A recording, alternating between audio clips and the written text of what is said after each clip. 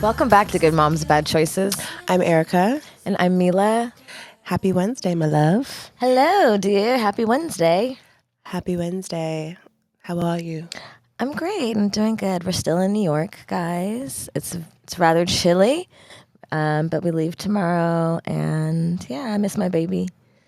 I have my baby, so I'm ready to drop that baby off. I figured. We were swapping. But other than that, everything's good. Me and Erica went out the other night. I got wasted because, it's something about the water in New York. I'm obligated to get wasted. Bitch, I've been literally have been nursing myself for this night because I have been feeling a little bit under the weather. And so I don't know if it was the antibiotics mixed with tequila. I know I'm not supposed to take antibiotics with alcohol, but bitch, don't listen. And girl, I don't really remember certain parts of the night, but I do know I ended up at Starlet's, the strip club. And we actually met up with some of the ladies from the retreat from Costa Rica, and one of them she's never been to a strip club, and she's never stayed out past 4 a.m. So I was determined to have her experience these firsts. There was a few other firsts that we're just not going to share on the podcast. No, but don't share those.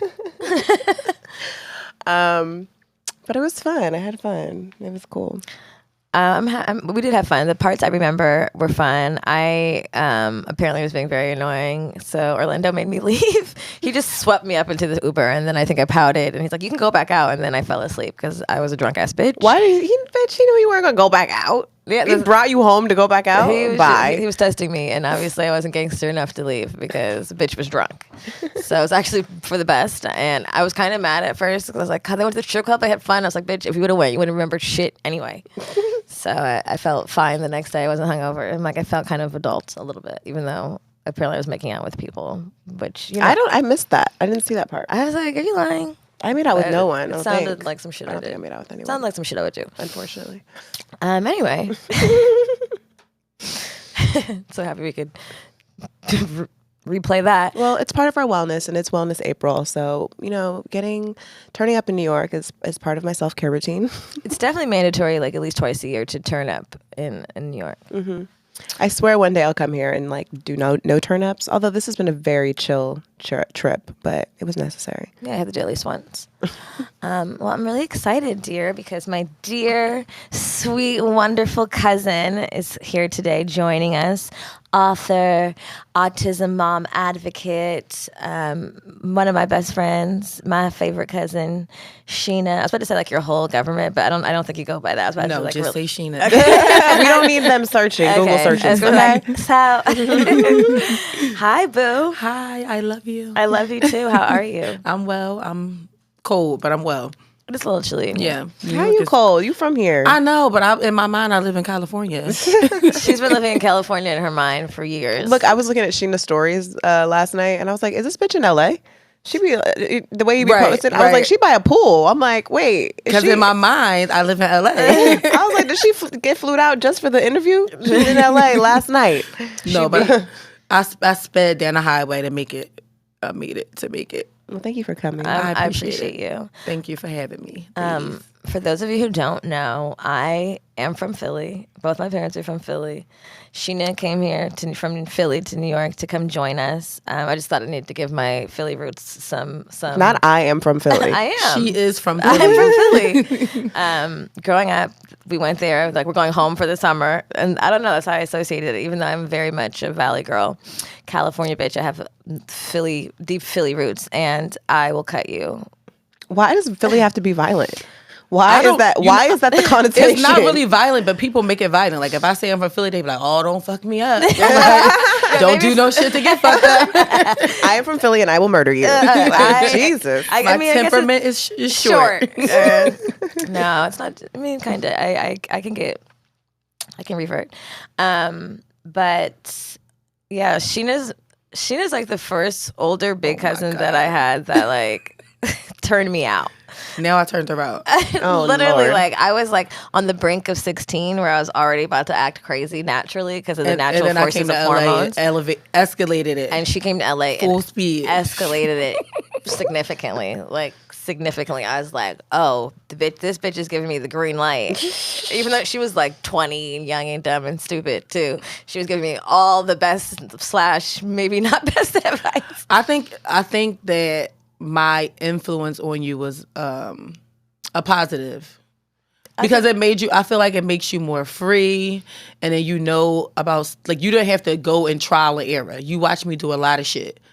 You watch me have a kid young, you know what I'm saying? Like, That's you watch true. me date all types of assorted men. An So assortment. it kind of, maybe girls too. Was you around for some lesbian stuff? I think you were like not really being a lesbian at that time, but I knew you were a lesbian. It's true. I got into the ranks pretty early because she was like, you can go out with me. I'm gonna get you an ID. So I was like in Philly, I'm 15, like going out, hanging out with ballers and drug dealers and like just being bad. But it made you not want to go super buck wild, and plus you had supervision. So I mean, the thing is, it was going to probably happen eventually anyway. But yeah, I'm happy that I did have your guidance, and it probably did contribute to a lot of my zero fucks given attitude growing up. Have you been the Sheena to anybody? Have you been anyone's Sheena? No, I don't like children. I don't know any teenagers I want to guide. no, I think the teenagers stopped with you. Yeah, I was trying very hard to be in the mix. I would be pissed if she would leave me, and so But now look at you. You're amazing. You're an amazing mom. You got this amazing platform. And yeah, I'll be patting myself on the back when I see. Yeah, I feel. Thank you, Sheena, for all that you've done. You're welcome, Erica. Thank you for the sacrifices. I curated this person. You really did. In a lot of ways, I think I can't accredit a lot of my zero fucks given attitude to Sheena early. I was like, well, Sheena said it's cool, so fuck it. So yeah, I think I embraced myself because I saw you embrace yourself. And so that was, I guess, now in the greater hindsight of things, I needed that. Right. We all do. I think as women, you have to always put yourself first. Like, to me, being selfish is self-care for me. Like, I've been in predicaments. You guys mentioned I'm an autism mom, but when my daughter was diagnosed, I felt like I put myself to the side.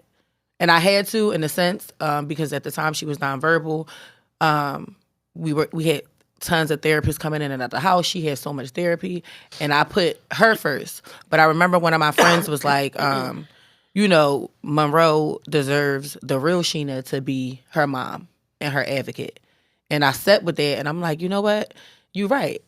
Let me get my mojo back and get my head back in the game. And I think a little bit of me being more present, being like who I really was before autism, kind of probably catapulted my daughter to be where she is now as far as her progress. So Sheena had a son really young. So we were like 18, 19 when you had. I had him at 19. 19, and so she had that experience, and then How old is your son now? He's 19. Oh my God. and He'll be 20. Kindest I'll be 40. Don't tell nobody. child. Not don't tell anybody. Except everybody that's listening. Except everybody. And then you had Monroe. How many years later? How many years apart are they? They're about 10 years apart. 10 years apart, and that was a completely different experience because how did it go? Like discovering that, and then how that affected you as a parent and as a human being. Well, I think when I was 28, it's so weird. When I was 28, I was like, because I don't even like kids. Like, I'm not even a babysitter. I'm not. I can't even believe I got 2 kids. I swear, I say it every day. But when I was like 28, I was like, oh, I want a daughter before I turn 30. And lo and behold, I gave birth to my daughter right after my 29th birthday, and she was perfect. I knew it was a girl. I didn't even need to get an ultrasound. I knew. I said, I asked God for a daughter. It's a daughter. Whatever. She was big. She was a larger baby. So I had to get what is it? The ultrasound like once a week because she was huge. They thought she was going to be like 13 pounds. She ended up being like close to 11 pounds. But it was an amazing pregnancy, I thought. Everything was cool. She was about 14 months when the doctor, her then pediatrician, was saying, oh, she needed to get her MMR vaccines, which before autism, I second guessed nothing. I know my son got vaccinated. I thought nothing of it. So I think about 15 or 16 months, because it was late. A child is supposed to get it somewhere between 12 and 15 months or something like that, if I'm not mistaken. So Monroe got her, she was born in July. She got her MMR sometime between like December and January.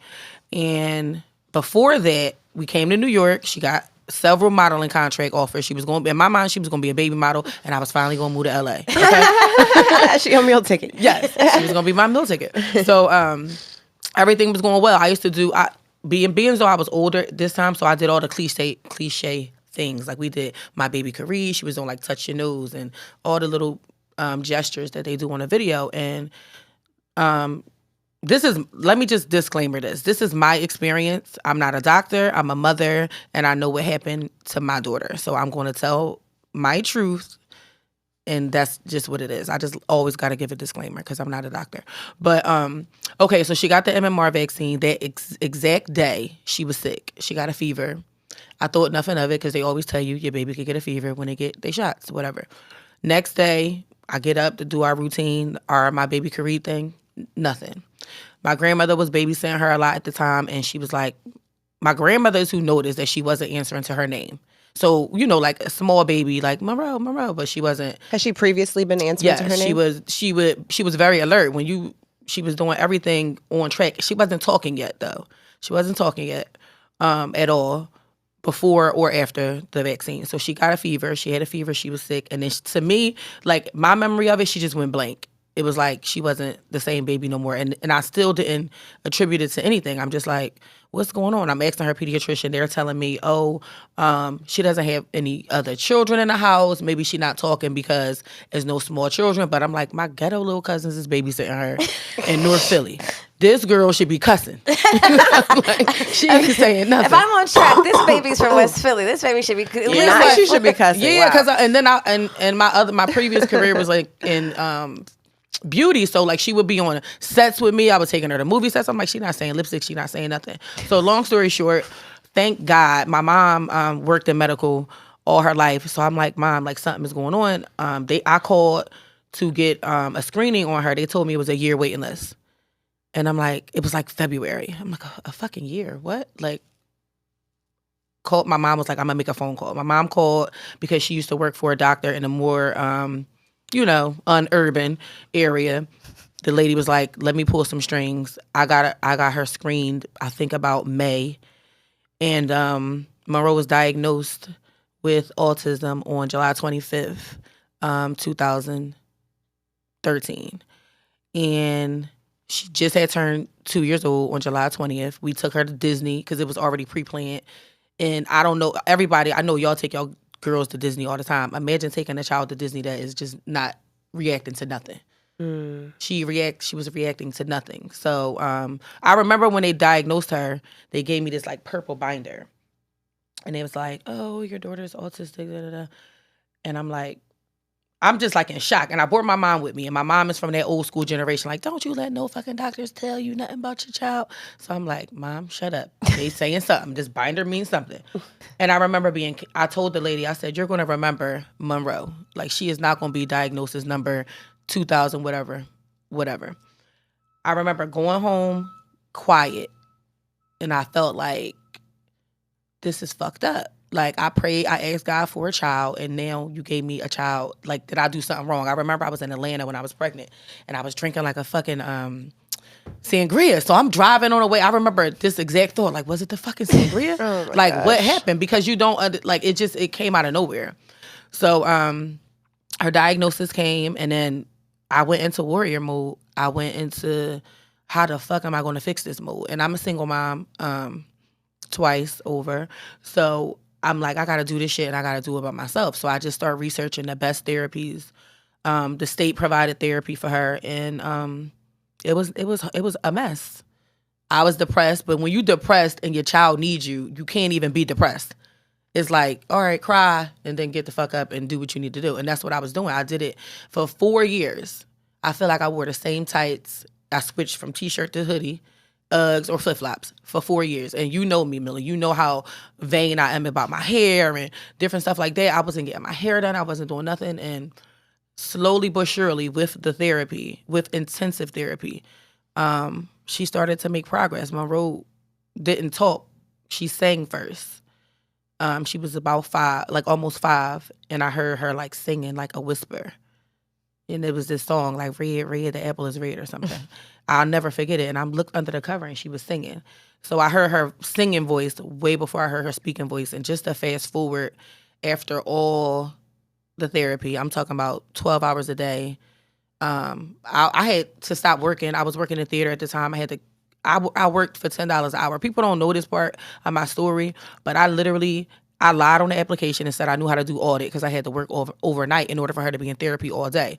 I was in a hotel doing audit, making pennies, 14 something dollars an hour, pennies with 2 kids. Then I took a job at a supermarket making $10 an hour. I worked from 6 a.m. to 11 a.m. because my daughter had to be to her program at 12 p.m. I got bit by a spider working in a hotel and almost lost my fucking arm because of autism. Because I had to fight and I had to do everything for my daughter. And my first book, Along Came Autism, I wrote it kind of like in real time. So as things was happening, when I got bit by the spider, I was in the hospital and I'm like, God, like, what do you want me to do? Like, I did everything. I sacrificed. I stopped everything. I wasn't having sex, and I love to have sex. I wasn't talking to boys. You know what I'm saying? Like, I stopped everything. And I put it into my daughter, and I'm like, I'm about to lose my arm over a spider bite at a fucking job that this is not even what I'm supposed to be doing. But when I woke up, my hands were swollen, and I was like, fuck, it's time to write. So I started writing, and in a lot of ways, Monroe, her situation made some of my dreams come true. It was a nightmare, but some of my dreams came true. So that's beautiful. I mean, I think children do that like in ways that they don't even realize that they do for us. I have a question. When she was diagnosed, like where on the spectrum was she? And like for me, like I hear about this spectrum, right? But I don't really fully like know what that is in autism, like from one spectrum to another end. The funny thing is when Monroe was diagnosed, it was right before they started, it's different levels now. They'll say like high functioning. I don't like to put labels on it because yes, after 5 years of hard work, my daughter done taught herself how to speak Japanese. So she's the shit. Oh my God. She's amazing. But she still has heavy autistic traits. Like people think about her being verbal or they look at her and they like, oh, which is so rude. Don't do it. She don't look like nothing's wrong with her. I never said nothing was wrong with her. She's autistic though. And I'm not that mom that like let people treat, everybody do it different, but you're not going to treat my daughter like everybody else because she's not like everybody else. But she, right now, if in layman's terms, you would consider her like high functioning. But when she was diagnosed with autism plus speech and language disability because she was nonverbal. She wasn't even making sounds. So I don't know where she would be now, the way they categorize it. And a lot of the things they're doing now is to stop, I guess, under or misdiagnosis and then stop people from like, I guess, abusing like the different privileges you get when your child has like a real diagnosis.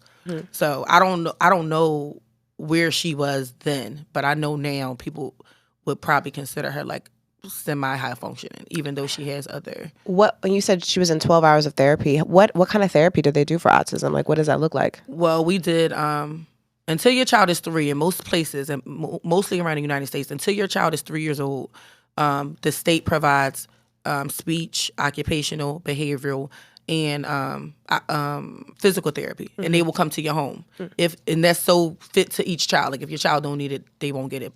Thankfully, Monroe never had behavior, so she never had a behavioral team. But so she was in speech in the home, and then I found outpatient, which I used this place that was like play type therapy. It's called TheraPlay. It was like therapy, but they would do it with toys so that the child was more inclined. So she did a co-treat of speech and OT 2 hours a day. She had the speech and kind of like a teacher come in the house 4 hours a day. And then she did 2 hours of physical therapy. And then she did an hour of music therapy twice a week. So she was in all of those therapies for 4 years straight. And then school too. Like I'm blessed that she can go to an amazing private school that provides all of those services too. Plus I do outpatient on my own. Yeah, so. That's so amazing. So you said musical therapy. Do you think that maybe that contributed to her, I do. like her singing and then her She kind was like naturally, like she could play the piano. Like even now, like her memory is she will tell you who sampled what song and what beat. She'll be like, oh, this song is such and such, but it's really a sample of, like she has a music, memory. So I think music therapy, any special needs moms, particularly autism moms out there, music therapy, it sounds juvenile, like it sounds like it's not going to do anything, but it does a lot. It helps them with rhythm. It helps them with repetition. It helps them with, creativity, and all of those things ultimately help with speech and language. It's just I know you, Right. so like in the time, like as women already, as moms, you have a baby and suddenly you feel like, oh, should I have to shift, because if I'm going out too often, people are going to say, oh, I'm not a good mom, or didn't she just have a baby? Like there's all these thoughts of shame that you immediately have just transitioning into motherhood. Even till now, I'll be like, oh, people know I'm out of town for 7 days. They don't ask, like it's a different type of like microscope on you when you're a woman versus like the dad. So like with that being said, I can only imagine also having a child that's special needs and feeling guilty about wanting to do shit and wanting to serve yourself and do things, outside of that, and afraid that people, your family, your friends are going to be like, oh, well, didn't she just say this is going on with Monroe? Or like, shouldn't she be here? Do you like because I know you're very like, who the fuck you are? Like, how has that, did that affect how you like stopped what you were doing for 2 years, and just. I think I had to, the stopping was, I need this baby to talk. Like in my mind, it was like, she didn't ask to be here, so whatever the fuck I got to do it. So that was the stopping. And I think I talked to you about that before. Like when I stopped, I was doing myself a disservice. Because I was being there for my daughter and she was getting the things that she needed, but I wasn't getting what I needed. And it wasn't about like a man or like sex per se, but it was like, I'm still a woman. Like I still have needs. Like I still need to feel beautiful. I still need an outlet. So maybe about after, when Along Came Autism came out, that was the year that I was like, oh bitch, you gotta get your swagger back.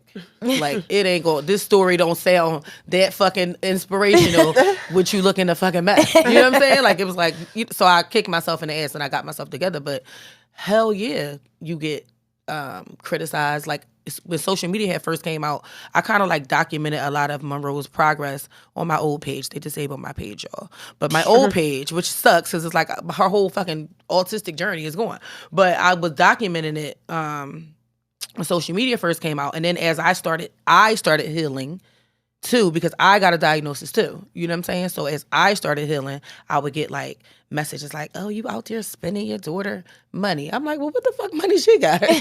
You know how much you think she get? Like, I would get those kind of messages, or I would get like little people saying stuff like, oh, you don't do the special needs thing no more? I do the special needs thing 24/7. Every day. And a bitch need a break from the special needs shit. Right. And I help a lot of, and I don't mind it. Anytime a new autism mom, and if you are a new autism mom, you have my permission to inbox me any time of the day. I don't mind talking to you. I don't mind helping people.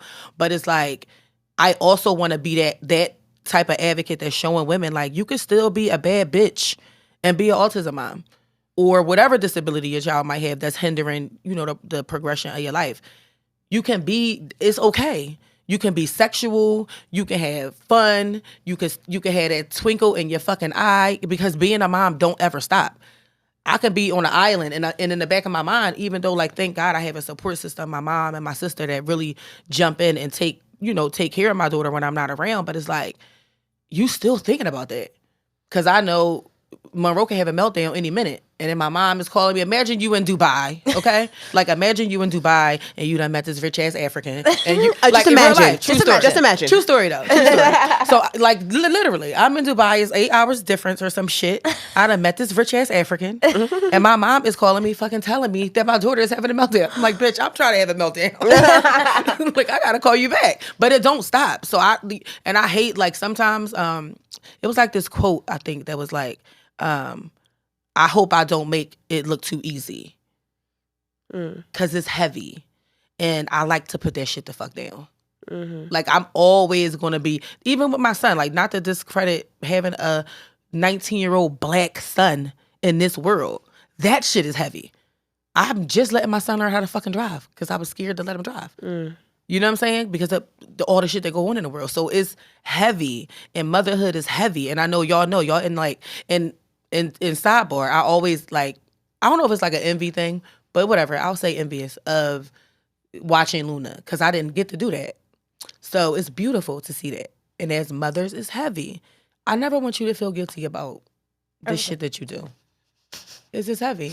I know. It is. I mean, it is heavy, and I think that's a very valid point. Like, motherhood is heavy. Right. Feeling like you have to show up a certain way all the time is heavy. Whether you have this experience or that experience, like, it's all kind of, it's scary, and you don't know. And when you have a daughter, I don't know if y'all experience it, but even though my daughter is autistic, she is, first of all, she a Cancer like us, so she's a spitfire. We're all Cancers. And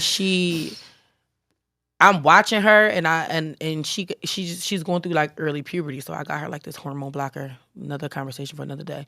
But now she's like, I wanna have big boobs, and I got a friend. My friend is like super. I know who's the friend you're talking about. Yeah. So Monroe saw her in jeans for the first time, and she was like, "Oh my God, your body is so." And I'm like, "Oh fuck!" Like, I'm getting some of this little girl that I was praying to get. What the fuck? She don't see her mama? Right. Look at this She body. don't be paying me no mind. I got a breast reduction recently, and she was like, the other day she was like, "Mom, I'm not trying to hurt your feelings or anything." She was like, when I say this, I'm like, "What are you going to say?" She was like, "I think your boobs might go back big." I was like, "Why?" She was like, "I don't know." She was like, "I think they might go back big, and you know how you hate big boobs." I was like, "No, they better Don't wish that evil on me." Don't wish that evil on me. But yeah, like having a daughter, because I have a son, so it's totally different. But having a daughter is heavy.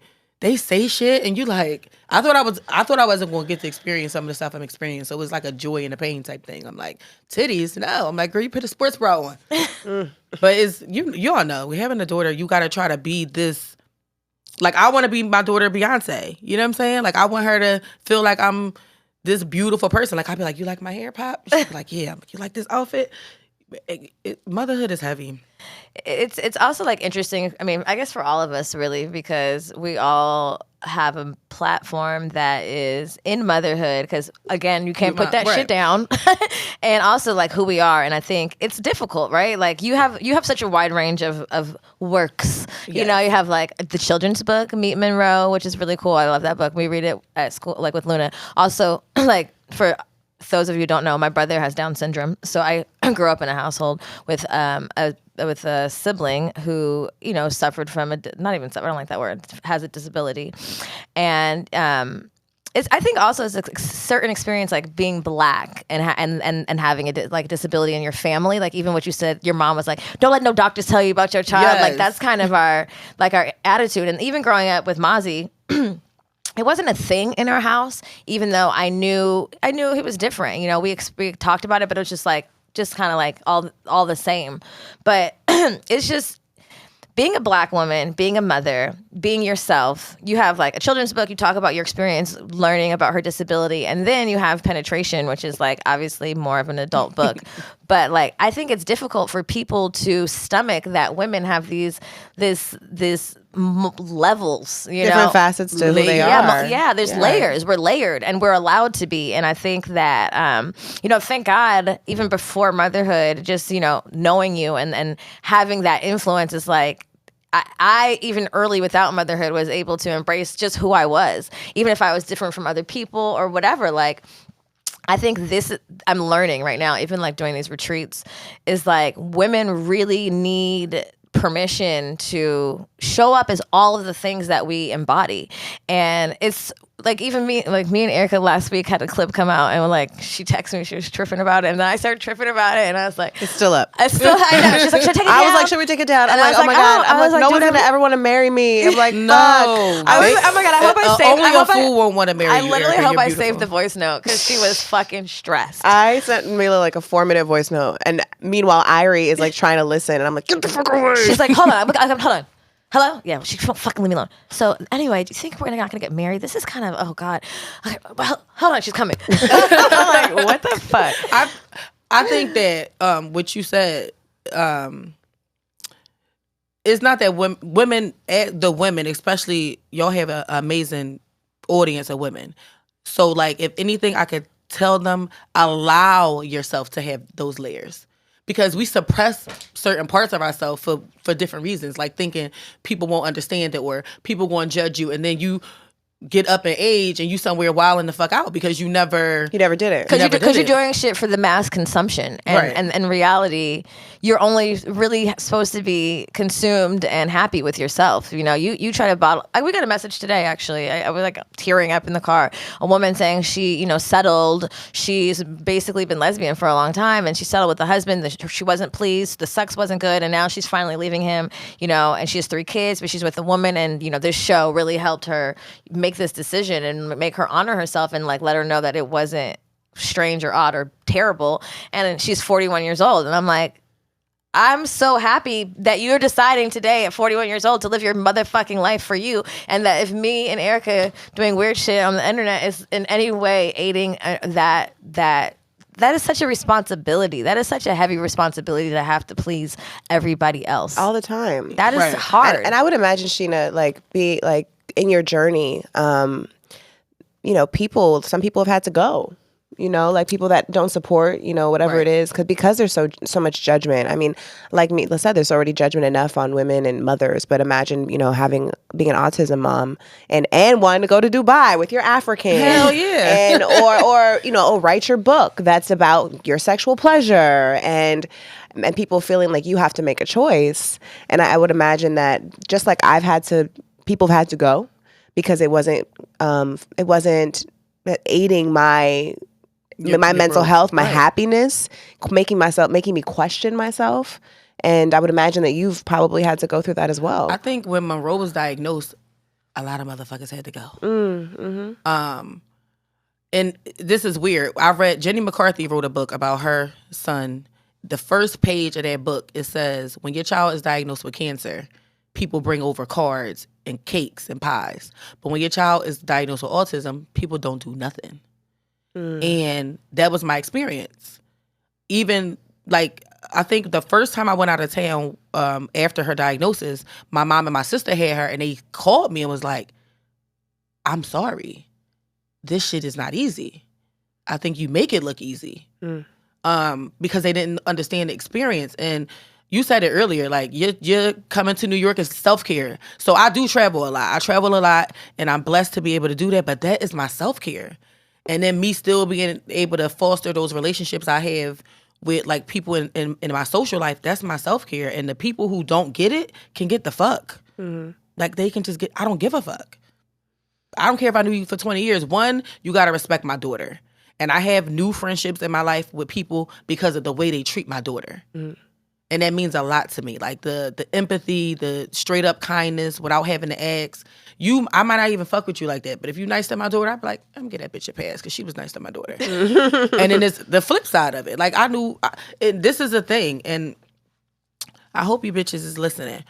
But I have friends that have daughters, my daughter's age, maybe up a year, down a year, sons, my daughter's age, they have never, my daughter will be 11 years old this summer, never invited her to a party. Never invited me for a play date. That's wild. Never. I have fucking family members. They have children that never invite my daughter over. Why do you think that is? Because people are ignorant, one. In the Black community, we put such a shame on disability. And we ignore the fact that it's just a different ability. My daughter can speak Japanese. My daughter watches everything on closed caption. She taught herself, I can't even take the credit. She taught herself how to read.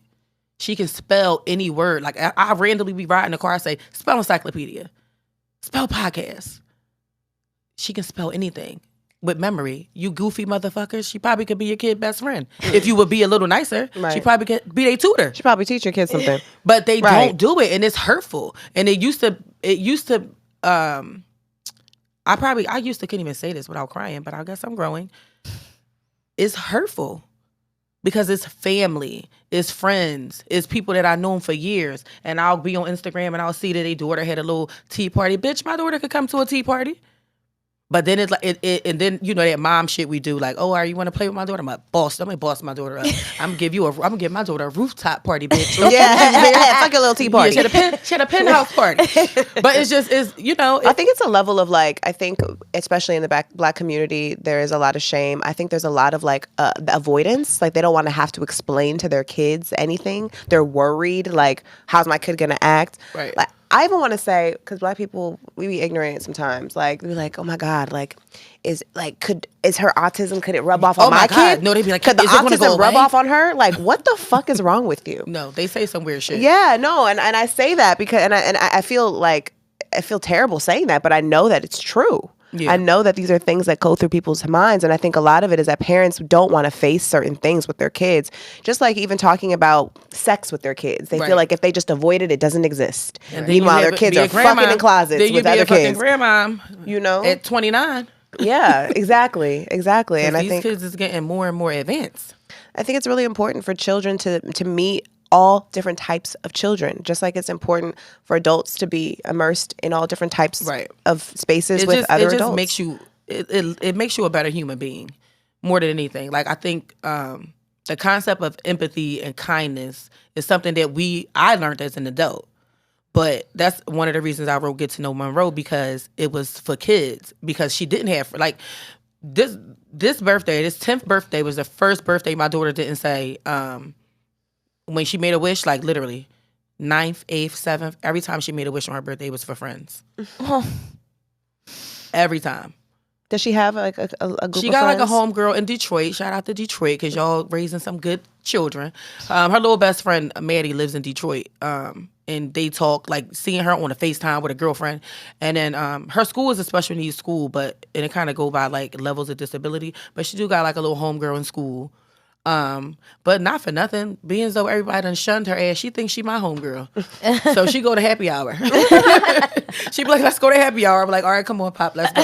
Is there like, I guess when you meet people or you introduce your daughter to people, is there like a pre-conversation that you generally have just to protect her? When she was small and more, verbal, but still would like stem a lot and different stuff like that. What does STEM meaning? Stemming is like self-stimulation. So like some children with autism might like click their fingers or do stuff like, or have a little object. Like Monroe carry around a stick. It's from the Yeti and Spaghetti game. We call it spaghetti sticks. Mm-hmm. I should have bought stock in Yeti and Spaghetti. I done bought the game just for the sticks. Because it got to be a certain one, the way it's shaped. Mm-hmm. But she uses her little stick, but only in the house now. I think because she's getting older. But when she used to self-stimulate a lot in public, or like, some kids like make sounds or rock back and forth. But I used to tell, and I say this all the time to parents when they talk to me, I'm like, I took Monroe everywhere. I just called before I came. Like, I'm on my way. We went to Mexico once, and I called the resort because at the time her diet was horrible. I was juicing everything for her. I'm like, I'm gonna need to have access to a juicer because my daughter gonna get this beach life. Mm-hmm. And I would just call before I come. And I think I applied that concept to bringing her places. Mm-hmm. But I used to take her everywhere because she ain't no homegirl, so I had to take her. Mm-hmm. But I think it's important too. For any other special needs parents out there, it's important to have that conversation. Like, everybody's house in my family had a Monroe kit. It had her green juice, like the stuff that she liked to eat at my grandmother's house, at this person's house, so that she's comfortable and so that she can feel like she wants to be over there. So I think it's important to do that. Like, it's annoying, but you got to do it because, again, I don't want you to treat my daughter like everybody else because she's not like everybody else. And really, in real life, nobody's like everybody else. Right. So we got to get used to having a little bit of courtesy to what makes us different and kind of catering to that a little bit. Right. Thank you. I'm so happy. We've had requests to have like autism moms on, and we haven't really had the opportunity to do it. I'm happy it's with you. I'm the HBIC and autism on our side. Okay, so you had to come down and do this.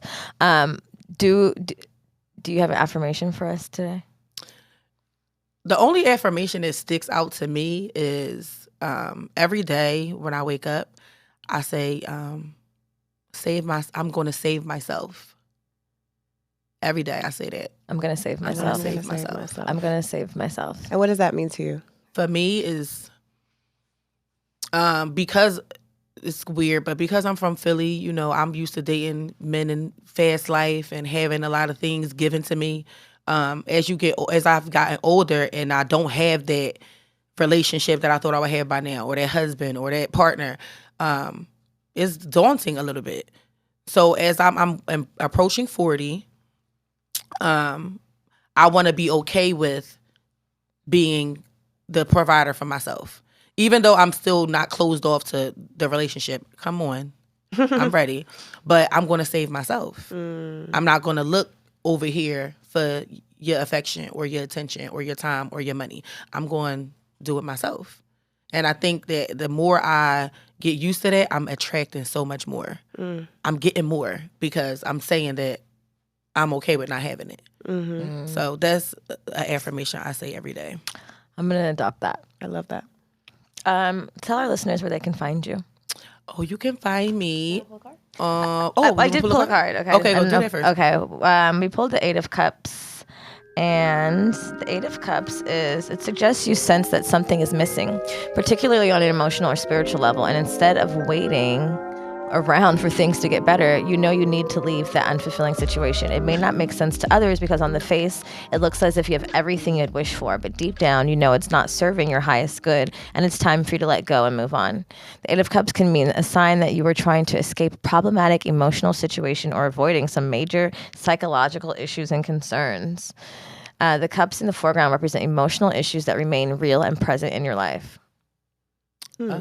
I pulled that card? Yeah, you did. You had to let go of some shit.